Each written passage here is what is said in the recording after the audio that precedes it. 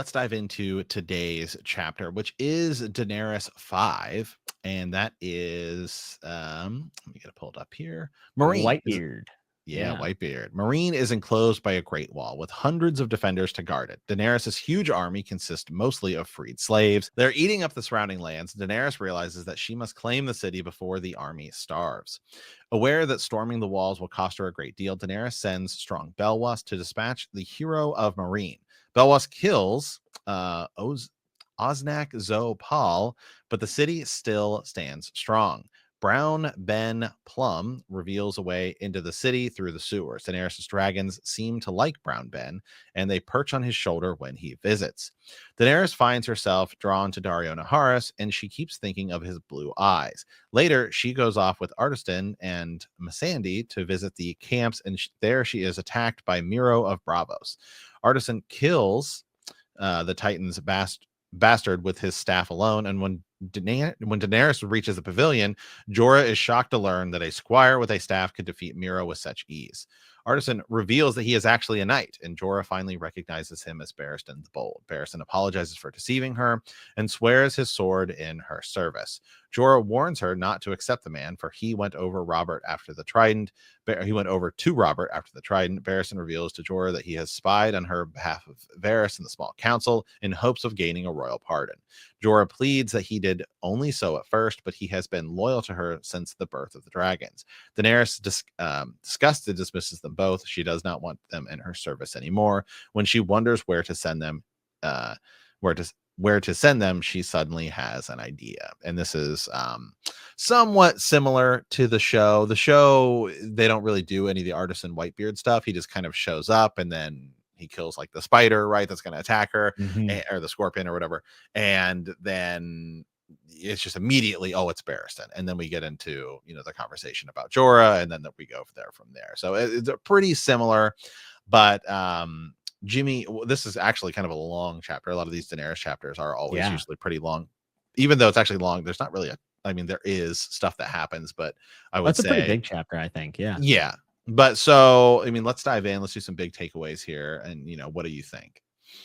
Yeah. Obviously, Jorah getting exposed here is ironic because I do think right now Jorah's trying to give her good advice and being like, Marine's not where we should be. We should be saving up all this stuff to go over to Westeros, which I actually think is the right call. But Jorah gets exposed here. And we get to see the reveal of Barristan the Bold, which is always a big favorite of mine. Barristan's probably my favorite supporting character in the entire series. I mean, I would have to think about it, but it's either him or Howland Reed at this point. And at least Barristan shows up. Howland Reed, that we know of, has not showed up yet.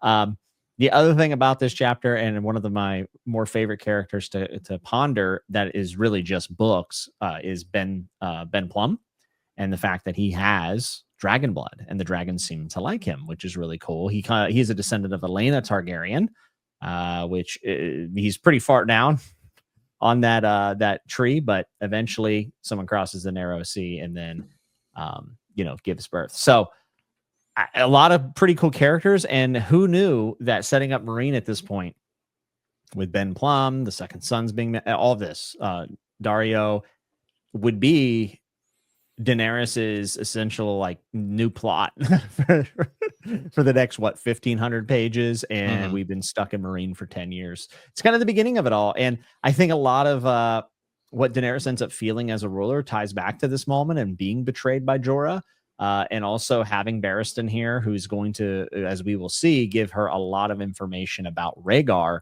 and start to give her more of an idea of what her family was in Westeros when they ruled. So huge chapter to set up things that are, seeds that'll be planted that are going to take hold and grow as we follow Dany and Marine. Yeah. And, it's kind of simple. We always like to pull out those connections in between chapter to chapter. And so last time we talked about Bran, right? And Bran was walking through this gate into a new world, essentially, right? Where he walks under the weirwood door, and then he walks right into the land of always winter, beyond the wall. And that's going to be his plot point until we're still there, right? That's where we're still at. And essentially that's kind of what's happening with Daenerys. Is this is going to be her next big, huge arc for a while is Marine, what's going on with the slavers? And we were walking through, and she wants to stare at them one by one, right? Very similar Yeah. to what we saw in the show. And then ultimately, yeah, we're gonna go right into the uh Jorah Mormont's betrayal is finally coming in, right? She enters a new city, and now this life that she had before with Jorah that we've known this entire time, right? He's been her ally. He's been the one right there with her. Now she's going to have to break away from that to some degree Yeah. and move into this new thing. It's very similar to what we just did with Bran, right? Yeah. Bran quite literally is leaving I'm Bran Stark, and now I'm entering to this land of always winter where I'm going to go become the three-eyed crow. Yeah. And They're so very much. they're very paralleled, really. Yeah, they're both coming of age, right? Daenerys is extremely young at this point, younger than we would probably like her to be in the books. That's one of the benefits of the show, being aged up, obviously. But we have to also think about the fact that Dario's talked about here and how she's attracted to him. And in many ways, I think she gets pushed even more into this direction with this betrayal of Jorah, because she's feeling super betrayed. She's feeling isolated. Also, Jorah's being a creep towards her, and even though she's rejecting his advances, obviously, because he is the biggest creep, I think. Well, Peter Baelish is probably the biggest creep, but he's up there for sure. I think it reminds her that she has this big hole in her life of romance and of desire and love, and Dario again is sitting right there. So she's looking for who she can trust. She cannot trust the people she thought had her back. And it kind of ends up pushing her, I think, a little bit more towards Dario in the long run. Yeah, I agree. And even the last line of the chapter, which is something they didn't really explore in the show, and I'll read it here. So this is when Sir Barristan rose stiff and slow. For the first time he looked his age. Where shall we go, your grace? To hell, to serve King Robert. Dany felt hot tears on her cheeks. Drogon screamed, lashing his tail back and forth. The others can have you both. Go away forever, both of you. The next time I see your faces, I'll have your traitors' heads off. She could not say the words, though. They betrayed me, but they saved me. But they lied. You go, my bear, my fierce, strong bear, and what will I do without him? And the old man, my brother's friend. You go where? And then she knew. Well, where horse go? But no, I'm just joking. But which, by the way, is a Tyrion chapter next. So maybe George, tiny little, just funny thing there, coincidence probably.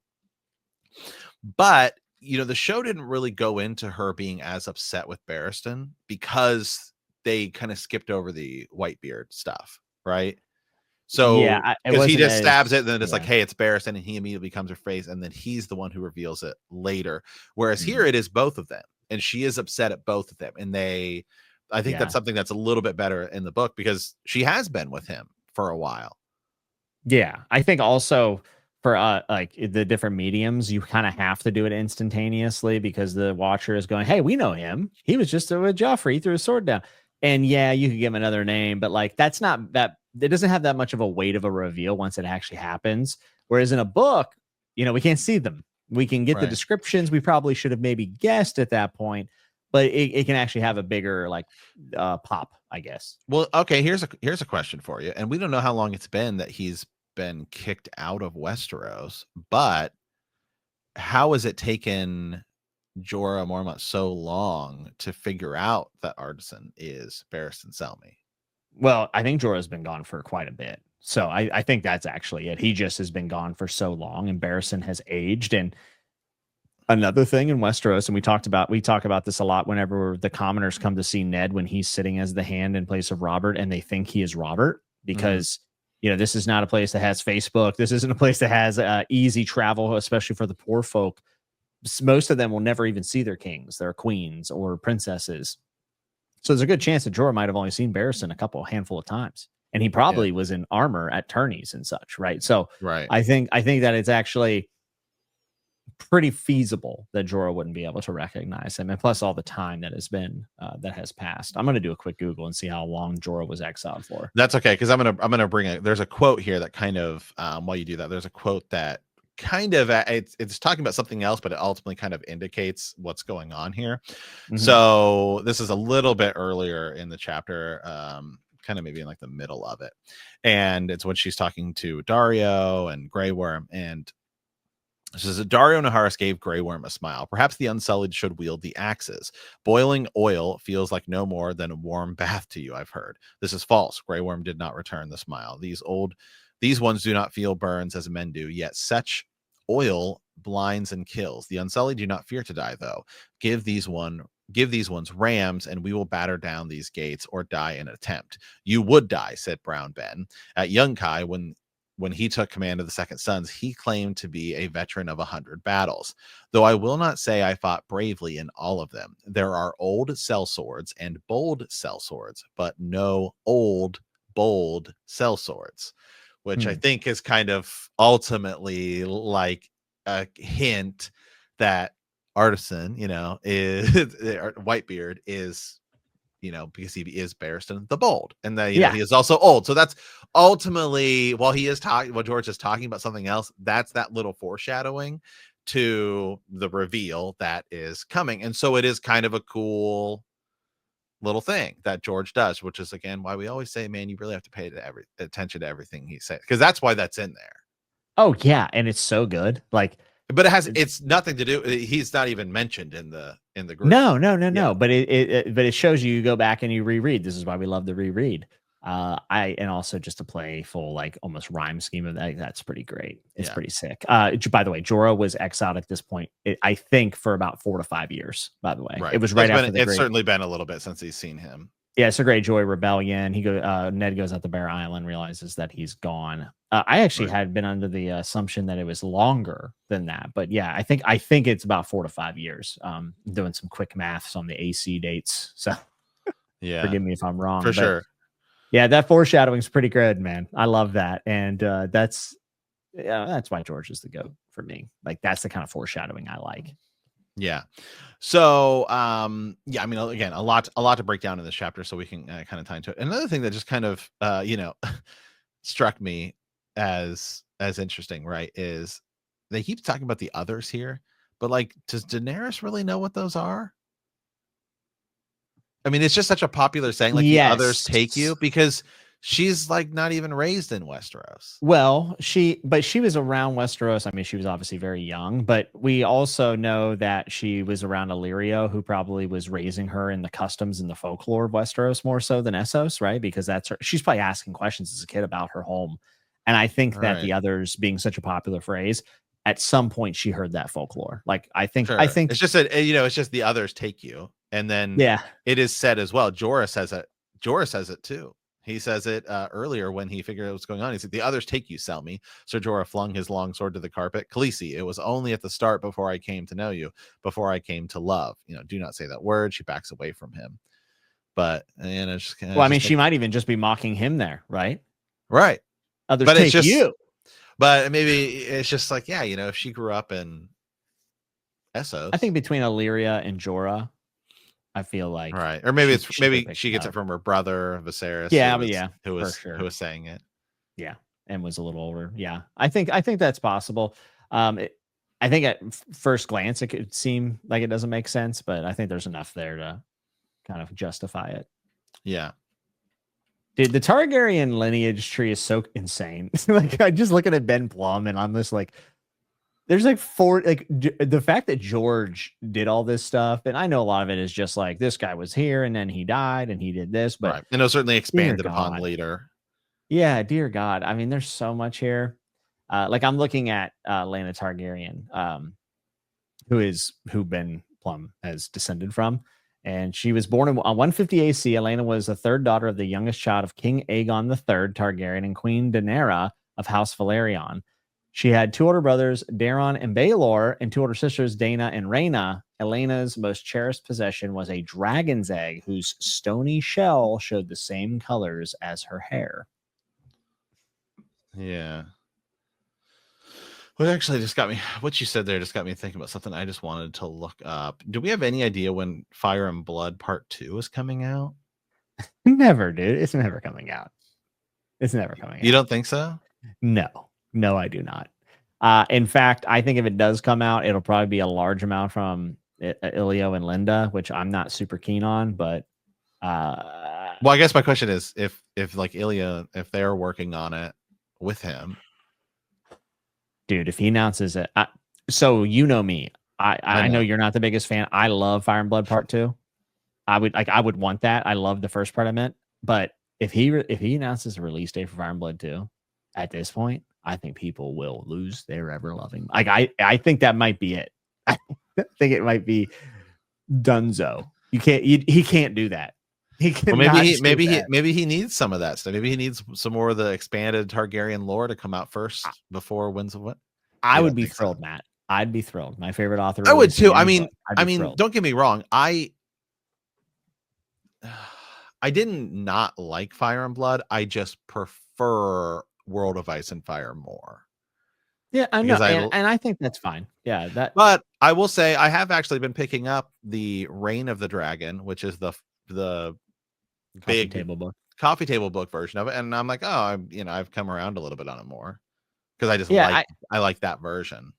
I don't think it's as easy for people to pick up and just like read it, right? Because of the way that it's structured. But I really enjoy the fact that George, in this stage of his career and this stage of that series, was able to write a, false history book in Yeah. world. I just think that that's awesome. I love it. And it's also fairly unique in the sense of like the fantasy genre. Obviously, we have the Silmarillion. A lot of people call Fire and Blood the Grimmarillion, which is Hmm. hilarious. But not many authors have went as far to create an entire history book for their series. In fact, I can only think of like two. So Yeah, I think that's pretty fair. yeah. So, but if Fire and Blood 2 were to come out, I mean, I think what I've heard him say is that he needs to do Winds of Winter and then it's Fire and Blood 2, possibly some Duncan Egg novellas, and then of course Dream of Spring. Like I think that's what I've heard him say. I'd have to look up the quote, but it seemed like Winds of Winter was first and then Fire and Blood Part 2. Yeah. Okay. All right. Let's dive into some other things of this chapter. So yeah, I mean, ultimately, she's going to send them both off, and she's dealing with this betrayal of Jorah Mormont. Ultimately, I feel like she's also just because she's been with him way longer. And we see that is who she's ultimately more upset with is Jorah, Oh, yeah. because she felt like he's been her right hand man this entire time, because he has been, and whereas opposed to Barristan, who's just been in there for a little bit. Yeah. And do you think she's as justified to not like Barristan here? Or do you think he's just getting a bit of the after? Because like I agree, I think Jorah's deception's far worse. Yeah, she's probably it's probably in the wake of the whole deal, Yeah. because Barristan's only been with her for a little bit, but she probably doesn't feel very trustworthy of him because she might feel like he's an assassin, even though, Sure. And also, still, I so mean, he still could be sent there even after everything that's gone down. He could be sent there to take her out or something. yeah, and she now has to question everything. I mean, it really does a number on her, doesn't it? But Danny eventually, Barristan comes back, and then she's able to confer with him and learn a lot of things about her family. And there's no way by the end of this night, right after this chapter, she goes to bed. There's no way she doesn't start thinking about the fact that she can learn more about her heritage and her father and everybody in her family on Barristan. So it's almost like a gamble. Like, is he going to betray me? But he also has knowledge that maybe only he would know, serving so close to the king. Yeah. So I think that out of both of them, Barristan has to be the one that you would take back. Though, like I said, Jorah was not giving her bad advice going into all this. I mean, he was actually, I think he was on the right, but he's also a creeper. So. Yeah. And she goes, yeah. And she goes in and, it sort of explains that when he's asking her, like, why are you here? If Robert sent you here to kill me, why did you save my life? He served the usurper. He betrayed Rhaegar's memory and abandoned Viserys to live and die in exile. Yet if he wanted me dead, he need only have stood aside. I want the Yeah. whole truth now. On your honor as a knight, are you the usurper's man or mine? Which, by the way, on your honor as a knight, remember that's when he's telling her the story of Rhaegar and how if I had been more Mhm. honorable that day, Mm. is yeah. Yeah, and I'm just sitting here kind of thinking about all this. It feels as if Danny Danny gets a bad rap, and I know like a lot of people conflate the ending of the show with the books, but like we know that George did not give Dan and Dave the Daenerys mad angle. That was not one of the major points he gave them. And I think if you want to start looking at counter examples of why she wouldn't go mad, like a lot of people say, oh, when something bad happens to her, she only responds with like fire and blood. I think right here, she easily could have had both of them executed, right? Easily.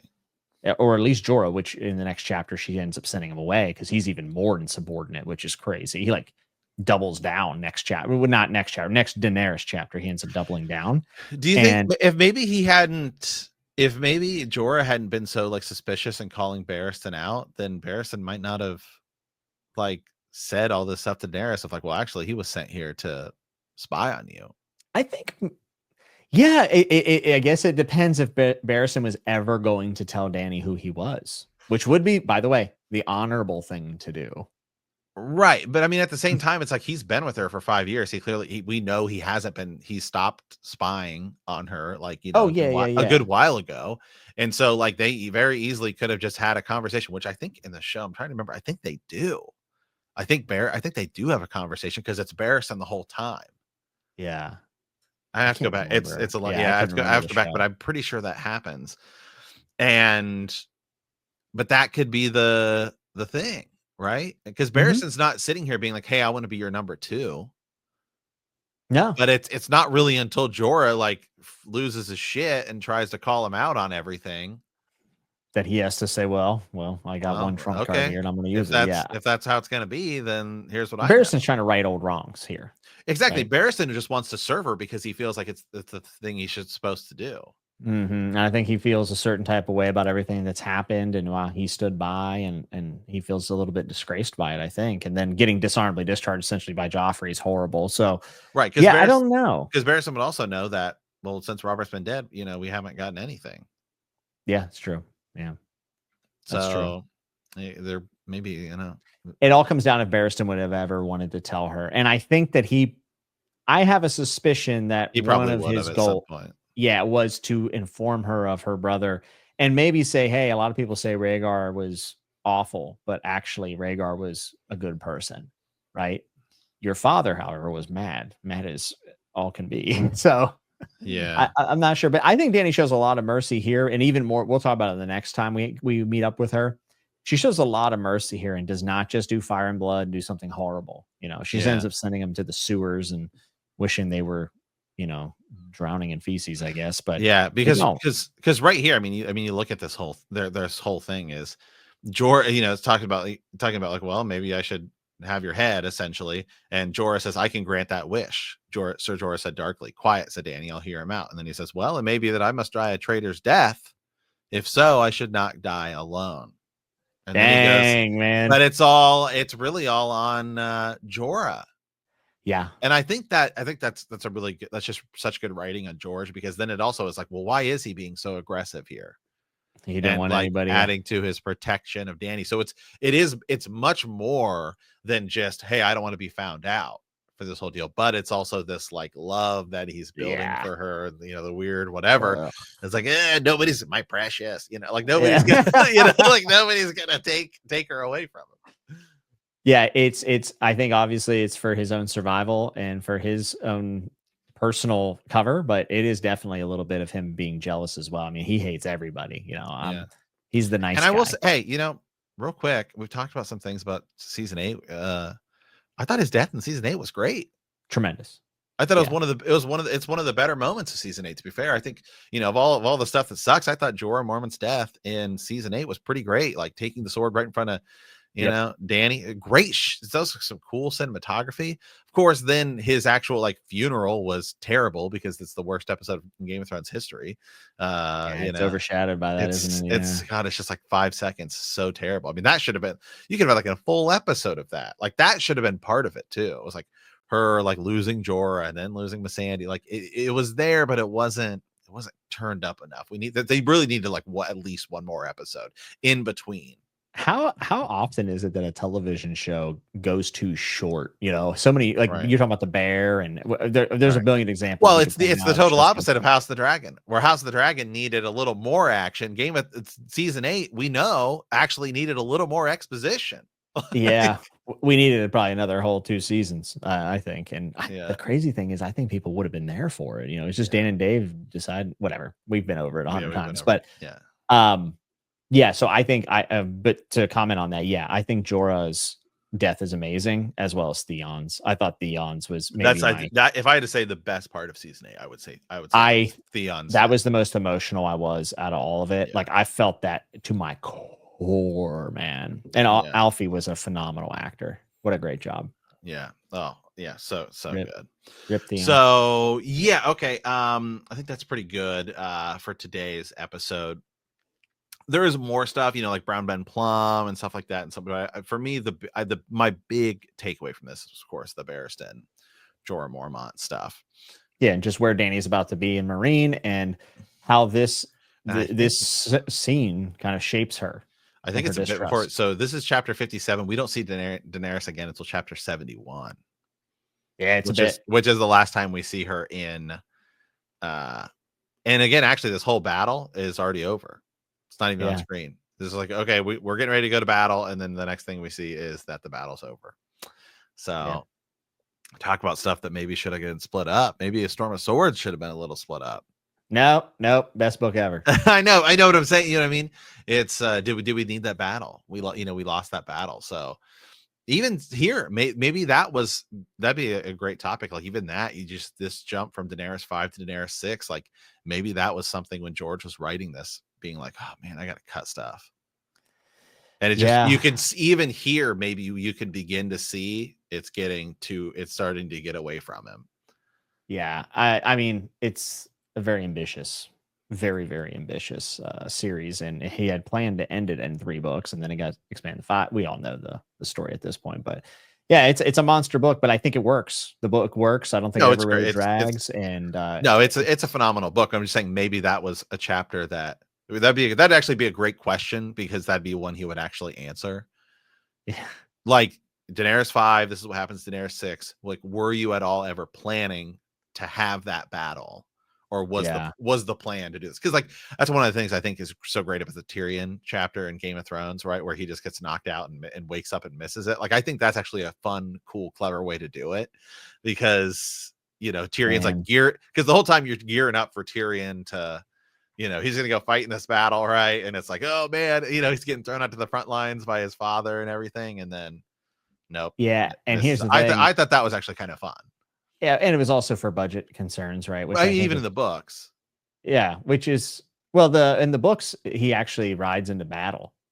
He Yeah, actually but he's not like he's like fights the whole battle and everything. right, but I mean, like, there's actually a scene of the battle, whereas in the Right. show, they just cut it completely, Yeah. and they did it for budget reasons, but if you did that today, It would I lose think the their fandom today would lose their shit. They would right. lose their shit. Yeah. This is so boring. I'm just like it's wild, like the change I think of attitude since the later seasons. Could you imagine if like if they just cut anything? I think Well, people they're would be gonna have to furious. cut. They've already cut some stuff. They're gonna cut some other stuff. Yeah, they do. Yeah. Some tough decisions. By the way, real quick, right now, and just we'll end here too. Right now, there's a big rumor of like the casting for the Batman stuff. Like who's gonna be the Batman? It's because Superman just came out. And the online fan casting is growing more and more and more. It's like, well, forget about who's going to play Batman in this whole deal. Alfred, Charles Dance, let down. Oh yeah, I'd love Yeah, to see I mean that. that would Yeah, be freaking amazing. I would actually watch. I never watch any superheroes. I would He watch would that. be cool. I mean, Michael Caine was great, and Andy Serkis is it, and the Robert Pattinson. But yeah, Charles Dance as Alfred. Dude, that'd be legit. It'd be amazing. Like it would be. He'd Like, steal the show, now though. I can't even think of anybody else that I thought Jeremy Irons was pretty good too, but yeah, Start your hashtag now. no, Charles Dance, make it happen. There's nobody else. That's a great role for him too, like He would, ending his career. yeah, it'd just be so good. He would be so perfect for that role. Charles Dance is the go. How I mean, old but is to be fair, Charles Dance is pretty perfect for any role. Oh, I'll watch anything with him. He could be Batman. I don't care. Down. Is 78 years old. He's Yeah. got You know, plenty of Ian time left. Glenn was Batman Really? in the Titans show. He was really more kind of like Bruce Ah, Wayne. It didn't I did work. not. I did It didn't not really know. work. He didn't like put the suit on or anything because he was like Bruce Wayne more in it. And they did, there was like a Batman scene, but it was like, you know, stunt people and stuff like that. Yeah. But it's just like the British accent kind of didn't make it work particularly great. I That's mean, all. he did a good job, but it was just like his accent didn't work. All I'm saying is that Charles Dance is 78. Well, Clint Eastwood's 95. So we might have another, 15 Let's years hope. of Charles Dance. I hope we have another 20. 30. 40. 50. I mean, Do I hear 60 now? yeah, I mean, stem cell research, robotics. I don't care. Yeah, I don't know, CBD. I don't know. There's something. There's some sponsor out there that could do. Seriously. Okay, what are we into next time? As I could pull it. We are into it's Tyrion 7. It's gonna be a banger. All right. Well, here we go. Well, as always, I want to thank you guys for playing the Game of Thrones. In our next episode, we will be discussing A Storm of Swords, Chapter 58, Tyrion 7. And if you like our podcast, don't forget to subscribe, like us, write a review, leave a comment, or send us a raven at btkcast@gmail.com or bendthekneepodcast.com. We'll see you next time. And remember that winter is coming.